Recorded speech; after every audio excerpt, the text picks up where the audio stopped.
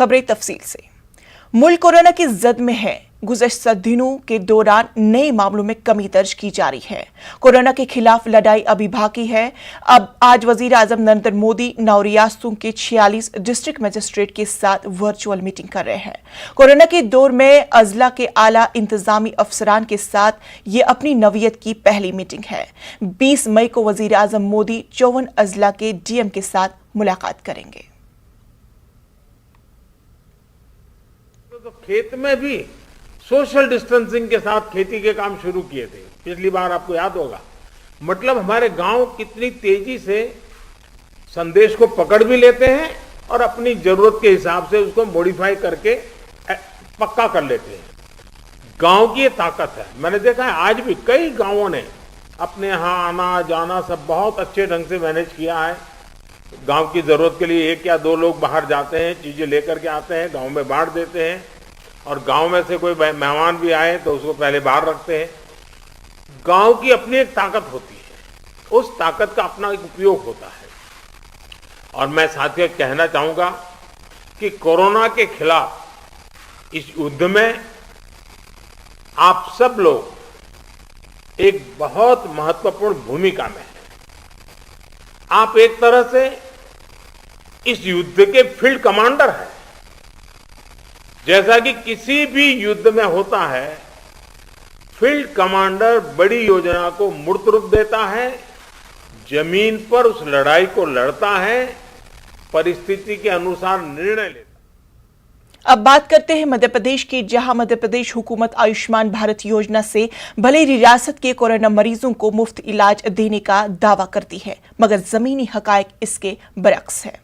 भोपाल के चरवाह अस्पताल में दाखिल मरीजा को न सिर्फ आयुष्मान भारत योजना से इलाज देने से मना कर दिया गया, बल्कि बगैर बिल की अदायगी के मरीजा की लाश को भी इसके बेटे को देने से इनकार कर दिया गया।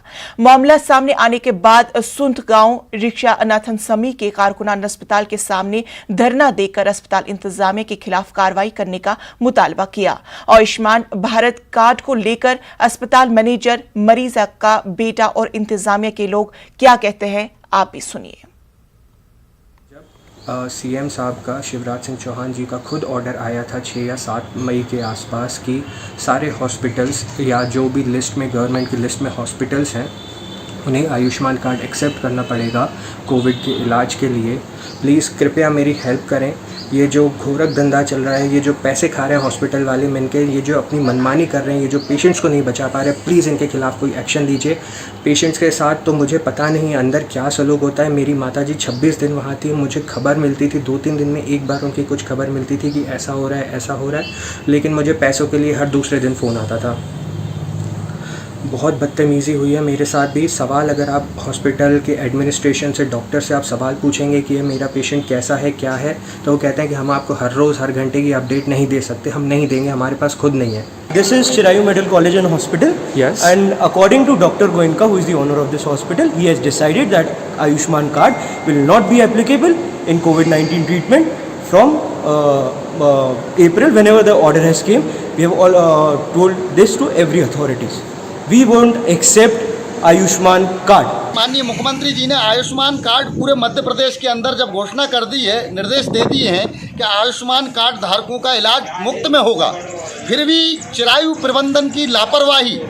परसों के दिन एक वीडियो डाला, उनके कोई भतीजे हैं, क्या नाम है उनका, कटनी के हैं, उन्होंने कहा कि हमारे यहाँ आयुष्मान कार्ड लागू नहीं होगा, और अपने वॉचमैन से कह के किसी के परिजन है जिनकी माताजी शांत हो गई थी, उनको बाहर फेंकवा देते हैं। ये सब धांधली बंद होना चाहिए। माननीय मुख्यमंत्री जी के नाम का एसडीएम साहब को हमने आवेदन दिया हुआ है। आग्रह करते हैं कि इस कोरोना की महामारी में हमको एकजुट होकर देश का साथ देना है, इस कोरोना को मात देना है। गौरक्षा समिति द्वारा आयुष्मान कार्ड बेनिफिशरीज को लेकर एक ज्ञापन प्रस्तुत किया गया है, जिसे उचित माध्यम के द्वारा वरिष्ठ कार्यालय को प्रेषित कर दिया जाएगा। अस्पताल में आयुष्मान कार्डधारी जो कार्ड धारक हैं, हितग्राही हैं, उनका उपचार हो, इसकी मांग है। कर्नाटक में जारी लॉकडाउन में मजीद 1 माह की तौसी की जाएगी। कर्नाटक के साबिक वजीर आला और जेडीएस के लीडर HD कुमारस्वामी ने ये मुतालबा किया। बंगलुरु में कुमारस्वामी ने वीडियो कॉन्फ्रेंसिंग के जरिए अपने MLAs के साथ बातचीत की और आया असेंबली हलकों के हालात का जायजा लिया। कुमारस्वामी ने रियासती हुकूमत पर संगीन इल्जाम आयद करते हुए कहा कि हुकूमत ने कई मकामात पर कोरोना की टेस्टिंग रोक दी है, जिसकी वजह से सही आदाद और शुमार नहीं मिल पा रहा है और लोगों की अमवात में भी इजाफा हो रहा है। उन्होंने कहा कि मौजूदा हालात को देखते हुए लॉकडाउन में 1 माह की तौसी जरूरी है, लेकिन हुकूमत को चाहिए कि गरीबों मजदूरों के लिए राहत पैकेज का ऐलान किया जाए। ಇನ್ನೂ 1 ತಿಂಗಳ ಕಾಲ ಅನಿವಾರ್ಯ ಅನ್ನೋದು ನನ್ನ ಅಭಿಪ್ರಾಯ. ಸರ್ಕಾರಕ್ಕೆ ಈಗಲೂ ಸಹ ಹೇಳ್ತಕ್ಕಂಥದ್ದು, ನಾನು ನಿನ್ನೆಯಿಂದ ಜಿಲ್ಲಾವಾರು ನಮ್ಮ ಶಾಸಕರು ಕೆಲವು ನಾಯಕರ ಜೊತೆ ನಾನು ಏನು ಒಂದು ವರ್ಚುವಲ್ ಕಾನ್ಫರೆನ್ಸ್ ಮಾಡ್ತಾ ಇದ್ದೇನೆ. ಪ್ರತಿಯೊಂದು ಕಡೆಯೂ ನನಗೆ ಕೊಡ್ತಾ ಇರತಕ್ಕಂಥ ಮೆಸೇಜು ಹಳ್ಳಿಗಳಲ್ಲಿ ಯಾವುದೇ ರೀತಿಯಲ್ಲಿ ಕೋವಿಡ್ನ ಒಂದು ಸಿಂಪ್ಟಮ್ ಬಂದಾಗ ಇವತ್ತೇನು ಆ ಒಂದು ಅವರಿಗೆ ಪರೀಕ್ಷೆ ಮಾಡಬೇಕಾಗಿದೆ, ಇವತ್ತು ಆ ಟೆಸ್ಟ್ಗಳನ್ನು ನಿಲ್ಲಿಸಿದ್ದಾರೆ. ಎಲ್ಲೂ ಸಹ ಪಾಸಿಟಿವ್ ಟೆಸ್ಟ್ನ ಸಿಂಪ್ಟಮ್ಸ್ ಬಂದಂಥವರಿಗೆ ಟೆಸ್ಟ್ ಮಾಡ್ತಕ್ಕಂಥದ್ದಕ್ಕೆ ದೊಡ್ಡ ಮಟ್ಟದಲ್ಲಿ ಇವತ್ತು ಎಲ್ಲ ಕಾರ್ಯಕ್ರಮನ ಸ್ಥಗಿತಗೊಳಿಸಿರೋದ್ರಿಂದ ಇವತ್ತು ಸಾವು ನೋವುಗಳು ಹರಡುವಿಕೆ ಜಾಸ್ತಿ ಆಗ್ತಾ ಇದೆ. ಸರ್ಕಾರ ಕೊಡ್ತಾ ಇರತಕ್ಕಂಥದ್ದು ಇವತ್ತು ಸಹ ಒಂದು ಪತ್ರಿಕೆಯಲ್ಲಿ ಬರೆದಿದ್ದಾರೆ ಕೆಲವು ತಜ್ಞರು, ಸರ್ಕಾರ ಏನು ಮಾಹಿತಿ ಕೊಡ್ತಾ ಇದ್ದೀರಿ, ಇವತ್ತು ಟೆಸ್ಟ್ ಮಾಡ್ತಕ್ಕಂಥದ್ದನ್ನ ಹಲವಾರು ಕಡೆ ದೇಶದಾದ್ಯಂತ ನಿಲ್ಲಿಸಿರ್ತಕ್ಕಂಥ ಇಲ್ಲಿನಲ್ಲಿ ಇನ್ನೂ ದೊಡ್ಡ ಮಟ್ಟದ ಸಾವು ನೋವುಗಳಾಗುತ್ತೆ ಅಂತಕ್ಕಂಥದ್ದನ್ನ ಒಂದು ಪತ್ರಿಕೆಯಲ್ಲಿ ಇವತ್ತು ತಜ್ಞರು ಈ ರೀತಿ ಕೇಂದ್ರ ಸರ್ಕಾರಕ್ಕೆ ರಾಜ್ಯ ಸರ್ಕಾರಕ್ಕೆ तावतई तूफान का कहर गुजरात और महाराष्ट्र में टूटा है। इमलाक को नुकसान पहुंचा है, लेकिन अभी तक गुजरात में किसी किस्म की जानी नुकसान की कोई इतला नहीं है। मुतासरा इलाकों में तेज हवाओं के साथ बारिश हुई, दरख्त और बिजली खंबे उखड़ गए, जिसकी वजह से बिजली की सप्लाई मुनक़ता हो गई है।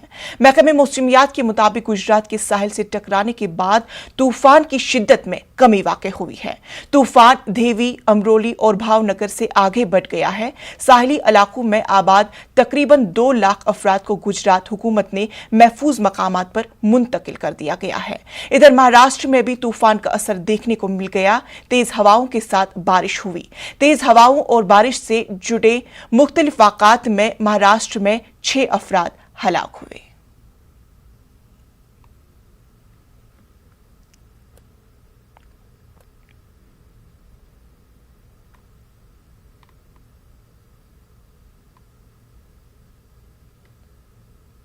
मुल्क में कोरोना की रफ्तार धीमी हुई है, लेकिन हलाकतों की तादाद में कमी नहीं आ रही है, जो तशवीश का बाइस बनी हुई है।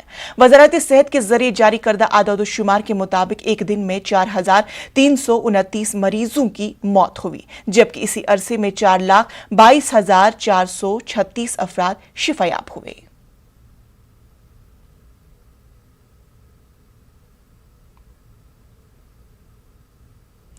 जिला कुपवाड़ा में पिछले 3 रोज से कोविड वैक्सीनेशन दस्तयाब नहीं है। इसके बाद हुकूमत ने दावे पर सवाल उठाने शुरू हो गए हैं। हुकूमत अस्पतालों में वैक्सीन दस्तयाब रखने के दावे करती आ रही है, लेकिन जमीनी सतह पर सूरत हाल बिल्कुल बरक्स है। अवाम में हुकूमत के खिलाफ जबरदस्त गमो गुस्सा पाया जा रहा है। लोग दूर दराज इलाकों से पैदल आकर कोविड वैक्सीन हासिल करने के लिए अस्पताल पहुंचते हैं, ताहम उन्हें यहां से मायूस होकर वापस लौटना पड़ता है। हम पैदल यहाँ आए तो यहाँ वैक्सीन ही नहीं है, हम किस तरह वापस जाएंगे और हमारा क्या बनेगा? कितने पैदल आए आप? हम तकरीबन गाड़ी पर उस पर 60 रुपया लगता है। 2 बम से हमको यहाँ वैक्सीन नहीं है? यहाँ वैक्सीन नहीं। वैक्सीन यहाँ नहीं, पैदल आए वैक्सीन नहीं। सब जिला त्राल में कोरोना पॉजिटिव केसों में लगातार इजाफा हो रहा है। इलाके में अभी भी 600 के करीब मुस्बत केसेस मौजूद हैं। वहीं कल डारसुरा त्राल से 10 गैर रियासती कोरोना मुस्बत मजदूर होम आइसोलेशन से फरार हो गए।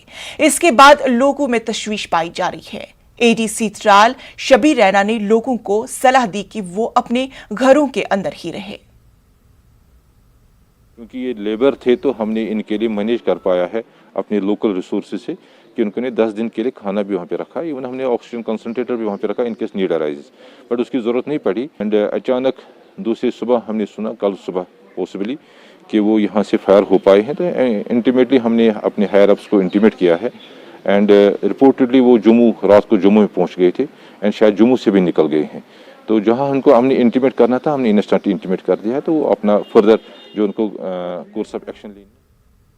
यूएमएमसी हॉस्पिटल हॉस्टन और हफीज खान ट्रस्ट की जानिब से कोरोना के मरीजों के लिए ऑक्सीजन कंसंट्रेटर का इंतजाम किया जा रहा है। कर्नूल एमएलए हफीज खान ने बताया कि ऑक्सीजन कंसंट्रेटर का अनकरीब खोल दिया जाएगा।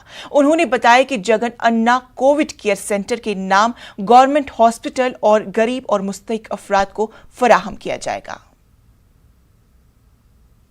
तरीके से मदद करना, कर्नूल के आवाम को, कर्नूल के लोगों के हस्ते बोलकर कई डॉक्टर से बात करने के बाद में ऑक्सीजन कॉन्सेंट्रेटर्स बोल के हैं सर, आप उसमें सिर्फ पानी डालें तो आप मशीन को जो है करंट में लगा दिए तो आप अपने चेहरे पे मास्क लगा लिए तो वही काम करता जो एक ऑक्सीजन सिलेंडर करता। ये ऑक्सीजन सिलेंडर लेके जाना, भराना, लेके आना ज़रा कभी कभी मुश्किल हो जाता, कभी मिलता कभी नहीं मिलता, ये सारे तकालीफ होते हैं। तो ये ऑक्सीजन कॉन्सेंट्रेटर्स अगर आप करना चाह रहे हैं, मंगाना चाह रहे हैं तो अच्छा रहता। बोलने के बाद मेरे कुछ दोस्त जो यूएमएमसी ह्यूस्टन का जो एक हॉस्पिटल है उनसे बात करके और हफीज़ खान ट्रस्ट के जानिब से हम लोग एक गवर्नमेंट जनरल हॉस्पिटल में जो आई हॉस्पिटल का जो ब्लॉक है उसमें हम लोग जगनन्ना कोविड केयर सेंटर बोलकर खोल रहे हैं। कर्नूल कलेक्टर साहब का और कमिश्नर साहब का, सुपरिटेंडेंट साहब का मैं शुक्रिया अदा करता हूँ कि वो हम लोगों को जो है कर्नूल की आवाम को और बेहतर तरीक़े से इस टाइम पे जो है ट्रीटमेंट देने के लिए हम लोगों को जनरल हॉस्पिटल में जगनन्ना कोविड केयर सेंटर खोलने का मौका दे रहे हैं। अनकरीब जो है खोलने वाले हैं। ट्रीटमेंट होकर घर आ जाते हैं तो घर आ जाने के बाद में भी वो लोगों को ऑक्सीजन सिलेंडर की या कॉन्सेंट्रेटर की ज़रूरत पड़ती है। उन लोगों को भी जो लोग गरीब हैं, जो है इसको अफोर्ड नहीं कर सकते या जो है जिसको बहुत ज़रूरत है और चीज़ अगर नहीं मिल रही है, ये दोनों मौक़ूफ़ में हमारे तरफ से जितने भी लोगों को हो सका उन लोगों को भी जो है एक ऑक्सीजन बैंक बोल के बना के उनको भी जो है कॉन्सेंट्रेटर्स घर को लेके जाने का हम देना बोलकर एक आलमी वबा ने हर किसी को परेशान कर रखा है। हेल्थ इंफ्रास्ट्रक्चर, वैक्सीन, खुद को अलग थलग रखना ही अब एक मसला बना हुआ है। कोरोना से मुतासरा तेलंगाना का एक नौजवान खुद को अलग थलग रखने के लिए दरख्त का इंतखाब किया। जिला नालकुंडा का 18 साल नौजवान कोरोना से मुतासर होने के बाद खुद को घर वालों से अलग थलग रखने के लिए दरख्त पर अपना ठिकाना बनाया। रामावत शिवा नायक अपने एक कमरे वाले घर में खुद को अलग थलग नहीं कर सकता था। इसके गांव में आइसोलेशन सेंटर भी नहीं है।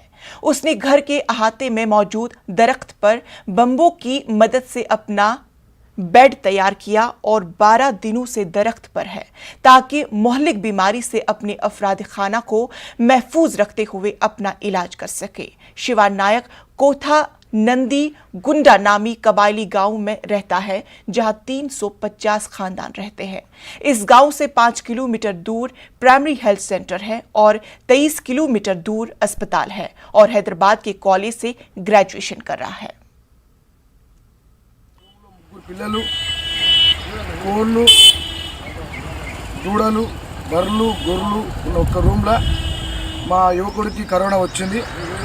కరోనా రావడం వల్ల ఏం చేయాలో తెలియక ఏం కావాలో ఎక్కడికి పో అర్థం కాక ఆ చెట్టు అవపడుతున్న చెట్టు మీద ఆ అబ్బాయి పడుకున్నాడు. ఇప్పుడు లేపుతున్నా. మా ఊరు త్యాగాల ఊరు, మా ఊరు నందికొండ, సాగర్ కింద మునిగిపోయి నందికొండ. డబల్ బెడ్రూమ్ తక్షణమే ఇవ్వాలని చెప్పేసి कोरोना की लहर के दरमियान प्लाज्मा थेरेपी के हवाले से आईसीएमआर और एम्स ने बड़ा फैसला किया है। कोरोना के इलाज के तरीकों की फहरिस्त से प्लाज्मा थेरेपी को हटा लिया गया है। इस ताल्लुक से नई गाइडलाइंस जारी की गई। आईसीएमआर और नेशनल टास्क फोर्स की मीटिंग में इस बात पर इत्तिफाक हुआ कि कोरोना के तरीके इलाज से प्लाज्मा थेरेपी को हटाया जाना चाहिए। मेंबरान के मुताबिक कोरोना के इलाज में प्लाज्मा थेरेपी मौसर नहीं है और कई मामलों में इसका बेजा इस्तेमाल होता है। नेशनल टास्क फोर्स और वजारत सेहत के मुताबिक कोरोना के मरीजों में प्लाज्मा से कोई थेरेपी फायदा नहीं होता। स्टडी में ये बात सामने आई है कि अतिया देने वाला प्लाज्मा हमेशा काबिल एतमाद नहीं होता। प्लाज्मा की एंटीबॉडीज माकूल तादाद में होनी चाहिए, ये भी तय नहीं होता। प्लाज्मा थेरेपी में ऐसे अफराद का खून इस्तेमाल किया जाता है जो कोरोना बीमारी को मात दे चुके हैं। इससे कबल इसी तरह की स्टडी चीन और न्यूजीलैंड में की जा चुकी है, जिसमें कोरोना मरीजों में प्लाज्मा थेरेपी के गैर मौसर होने की बात सामने आई थी। ब्रेक के बाद इस्तकबाल। मध्य प्रदेश महकमे सेहत के कॉन्ट्रैक्ट मुलाजमीन ने अपने मुतालबात को लेकर हुकूमत को गैर मुअय्यनी मुद्दत के लिए हड़ताल पर जाने की धमकी दी है। मुलाजमीन के जरिए अपने 8 नुकाती मुतालबात को लेकर 5 मई को हुकूमत को मेमोरेंडम पेश किया गया था और मुतालबात पूरे नहीं होने की जरूरत में 15 मई से मरहलेवार तरीके से हड़ताल शुरू करने की धमकी भी दी गई थी। हुकूमत के जरिए मुलाजमीन के मुतालबात पर गौर नहीं किए जाने से रियासत के 19,000 कॉन्ट्रैक्ट मुलाजमीन ने अपनी हड़ताल मरहलावार तरीके से शुरू कर दी है। आज मुलाजमीन ने रियासत के सभी जिला कलेक्टरों के साथ अवामी नुमाइंदों को अपने मुतालबात को लेकर मेमोरेंडम पेश किया और 23 मई तक मुतालबात पूरे नहीं होने पर 24 मई से गैर मुअय्यनी मुद्दत के लिए हड़ताल पर जाने की धमकी दी है।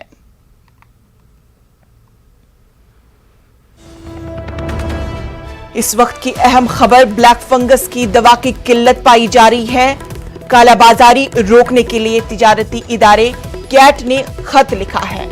कैट ने वजीर सेहत हर्षवर्धन को खत लिखा।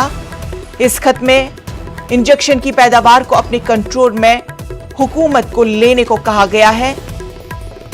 सीधे अस्पतालों को दवाएं मुहैया कराई जाए। इस वक्त की अहम खबर, ब्लैक फंगस की दवाई की किल्लत पाई जा रही है। बताया जा रहा है कि कालाबाजारी को रोकने के लिए तिजारती इदारे ने यानी कैट ने एक खत लिखा है और खत में वजीर सेहत हर्षवर्धन को यह खत लिखा गया है। इंजेक्शन की पैदावार को अपने कंट्रोल में लेने को कहा गया है। सीधे अस्पतालों में दवाइयां मुहैया कराई जाएगी। आपको बता दें कि कोरोना वायरस के बाद अब ब्लैक फंगस कोरोना मरीजों में पाया जा रहा है, जिसके बाद ये बीमारी भी काफी हद तक फैल गई है। सीधा रुख करते अपने नुमाइंदे मेहताब आलम का। मेहताब आलम की अभी कालाबाजारी ब्लैक फंगस की दवाई के ताल्लुक से हो रही है, अभी क्या कुछ तफसीलात हैं?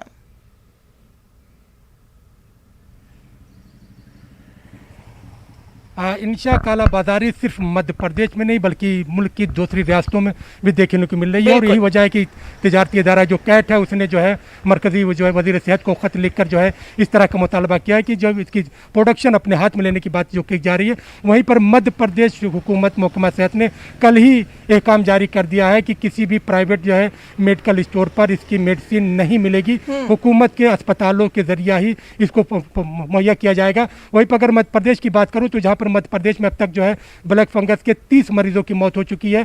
कल जहां मरीजों की तादाद 280 थी, वहीं आज मरीजों की तादाद बढ़कर 421 हो गई है। हुकूमत ने कल जो है बड़ी मुश्किल से 2000 इंजेक्शन मंगवाया था, लेकिन वो इंजेक्शन भी जो है अब काम नहीं आ रहे क्योंकि उन खत्म हो गए। इंजेक्शन का मामला यह है कि एक मरीज को दिन भर में 4 डोज लगते हैं और आप इसको मार्केट का अगर अंदाजा करें तो ये मार्केट में इंजेक्शन जो है 5 से 7 हज़ार के बीच मिल रहे हैं और कम से कम 1 हफ्ते इंजेक्शन लगाना होता है, तब जाके मरीज जो है कहीं ब्लैक फंगस की बीमारी से बचता है। तो इस तरह से आप खुद अंदाजा लगा दीजिए कि एक मरीज को अगर दिन भर में 24 घंटे में 4 इंजेक्शन लग रहे हैं, इसका मतलब यह है कि कम से कम 30,000 रुपये के पर डे इंजेक्शन का जो है इस्तेमाल होना है। और अगर इसी तरह के 421 मरीज मध्य प्रदेश में हैं तो उनको कितनी बड़ी तादाद में पर डे इंजेक्शन की ज़रूरत है। इसी को देखते हुए हुकूमत ने जो बड़ा काम जारी किया कि प्राइवेट मेडिकल स्टोर पर इंजेक्शन की फराहमी नहीं होगी बल्कि अस्पताल जो है मरीजों को फराहम करेंगे। वहीं दूसरी तरफ मुश्किल यह है कि जो ब्लैक फंगस के मरीज हैं उनको अस्पतालों में दाखिला नहीं मिल रहा है। अगर वो प्राइवेट हॉस्पिटल में जाते हैं तो उनसे ये कहा जा रहा है कि आप इंजेक्शन ले आइए तब हम आपको दाखिला देंगे। और वहीं पर सरकारी अस्पतालों की बात करें तो चंद ही अस्पताल, चाहे हम भोपाल की बात करें, ग्वालियर की बात करें, रीवा की बात करें, जबलपुर की, इंदौर की, यहाँ के अस्पतालों में कुछ लिमिटेड बेड हैं जहाँ पर ब्लैक फंगस के मरीजों को भर्ती करने के इंतजाम किया गया है। बाकी मरीज जगह पर इस तरह की दुश्वारियां आ रही हैं, हुकूमत उस पर भी काम कर रही है। जी बिल्कुल मेहताब, अभी राहत की खबर यह है कि बराह रास्त मरीजों को कहा गया है कि वो अस्पताल के साथ राबता करें।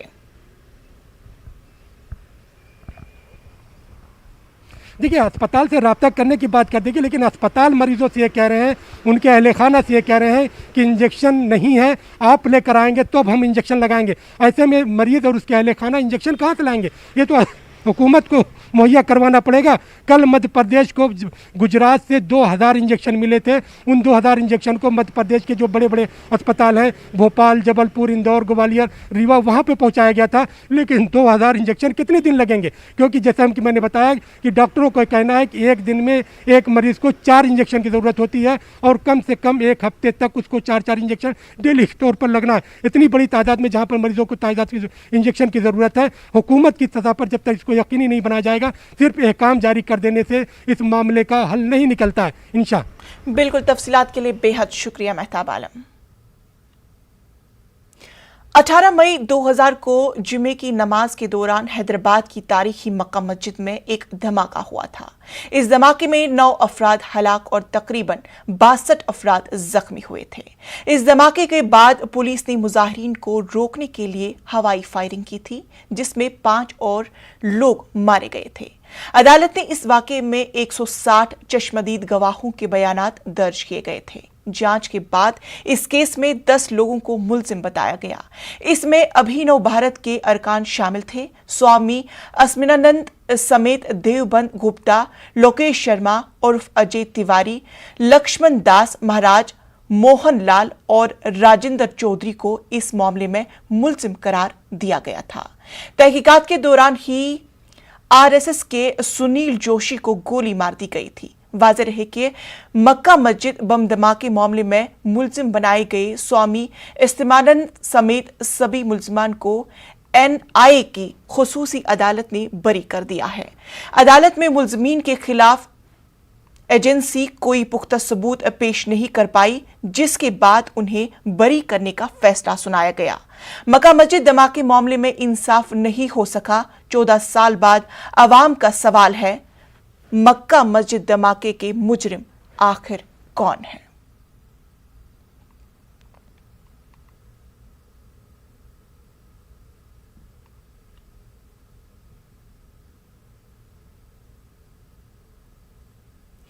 कोरोना वबा के दौरान बाहमी इमदाद व इन्हिसार का जज्बा मुस्तकिम हुआ है। मुल्क इस वबा से मुत्तहिद होकर मुकाबला कर रहा है। टीकाकारी के ऐलान के बाद हम बेहतर ताउन करें, जिससे हम कोरोना को मात देने की जानिब कदम बढ़ा सके। नेटवर्क 18 इस मुहिम में हर कदम आपके साथ रहेगा। जब तक सभी महफूज नहीं, तब तक कोई महफूज नहीं होगा। इसी सोच की बुनियाद पर हमारी मुहिम संजीवनी का मकसद ये यकीनी बनाना है कि वैक्सीन पाना सभी हिंदुस्तानियों का हक है।